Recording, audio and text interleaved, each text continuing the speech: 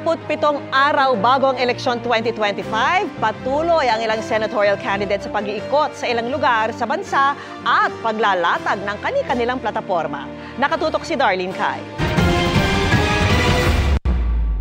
Nakiisa si Senator Bato de la Rosa sa pagdiriwang ng Indigenous People Day sa Tiboli, South Cotabato. Nagpaalala si Senator Bongo sa motorcade sa Pasay na unahin ang kalusugan sa gitna ng init ng panahon. Kasama niya si Willie Revillame na namahagi ng jacket at t-shirt sa mga naroon.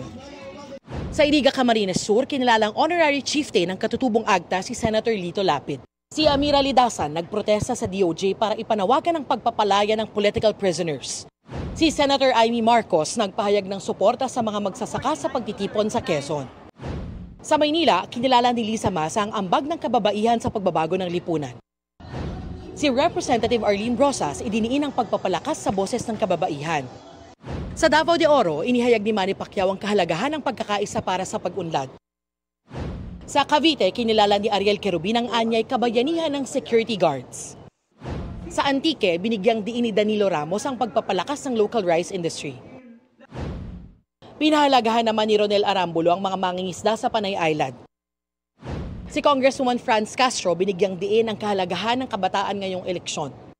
Presyo ng bilihin ang tinalakay ni Senator Francis Tolentino sa mga tindera sa palengke ng Caloocan. Umento sa sahod at sapat na benepisyo ng barangay health workers ang ipinaglaban ni Aline Andamo sa Iloilo. Nag-motorcade rally si Senator Ramon Bong Revilla sa ilang bahagi sa Quezon. Sa Ortigas, nakiisa si Teddy Casino sa protesta para tutulan ng NLEX toll hike. Si Modi Floranda sinabing pasakit sa mga driver at commuter ang NLEX toll hike.